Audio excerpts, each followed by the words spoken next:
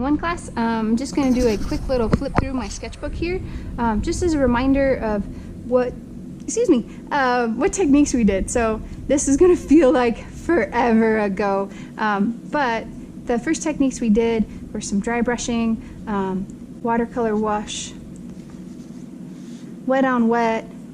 We did our Ben Lomond mountain paintings, our first and our second one.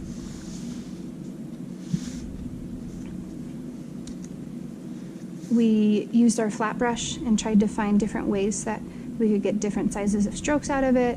Our round brush, same thing, as well as learning how to dab our paper to either create a cloud effect or maybe erase a mistake if we didn't want some pigment in a certain spot.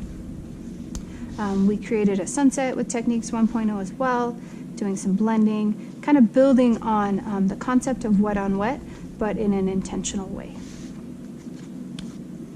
We had a little free paint that day too. Layering colors lets you see what happens when one color's on top and one color's on bottom, to see what happens with your tone of that color. So really a neat way to compare if you want to put colors on top of each other. Just gives you a chance to think about it before you actually commit to doing that on your paper. Soft edges and hard edges, so if you want a hard edge to have a very clean line, or if you want a soft edge to have that line blur out or fade out. Crayon masking is fun. It's just a nice way to make something pop. And you do have a lot of control over the crayon color versus sometimes watercolor, it blends together and you don't always have as much as control. We did a bunch of techniques, and just this one, we did tape masking. Then we pulled our tape after we painted our background and included salt. The salt effect's fun. I use that a ton in my art actually. And then of course the ink work after we pulled the tape to give the detail to the trees. Paper masking is another way to mask off an area, putting the paper down, doing the paint away. That can give you some fun, more organic edges, but also give you that masking of keeping a cleaner area, letting your colors be a lot brighter. Our negative painting, that's a tricky one. I might do a review video on that one too, just because it's not the way we typically think when we draw. When we draw, we usually try to draw the actual object or paint the actual object, but this is the reverse. It's the space behind the object, and it's really focusing on that negative area around the object and giving that life in order to see the object that we want to show. Chromatic, we did at least 4 different tones of the one color we chose. Mono just means one, chromatic just means color, and so it's just showing the different values of that color in order to get different brightness out of it. And that's just something that you want to think when you're painting, especially if you're painting a landscape, to get the atmospheric perspective that things are farther away. You have the tones that aren't as bright, and then the things that are in the foreground are going to be a lot brighter.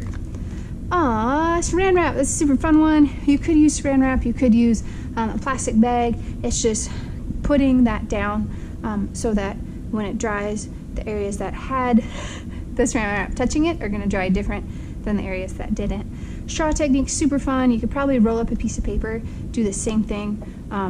Just if the paper got wet, that might be difficult, but fun technique there. Sponge galaxy, if you had a sponge at home that you could use this for, of course make sure it's clean first, but just a kitchen sponge would work. The ones with maybe the rougher texture on it might be a little bit difficult with watercolor, so try to use a soft sponge. We just did a free painting. Rice is a fun one to do. It's similar to salt. Lemon juice, if you have that at home, you could use. We ended up using salt water also, so you could mix some salt water, just put it in a spray bottle and spritz it on there. Watercolor pencils, if you wanted to check some of those out, you could use those. Chalk pastels. You could even do a test at home if you have crayons, or if you have bad makeup product that you don't like, or just kind of see what's around. If there's chalk in your garage, see what happens if you mix it with water and just kind of do a test. You can even just write it on a piece of paper, rub it with your finger, and kind of experiment a little. That was just the masking fluid that you peel it off. That stuff's nice. You can use rubbing cement, kind of like masking fluid, but of course I would do a test with that at home, see how it works, and then if it works well for you, feel free to use it. So that was all our techniques that you have access to. You only need to do like 3 to 5 techniques in your final choice one. So find a way to incorporate those techniques. If you need any supplies, let me know. You can swing by school and grab some supplies. Cool, thanks for the quick review.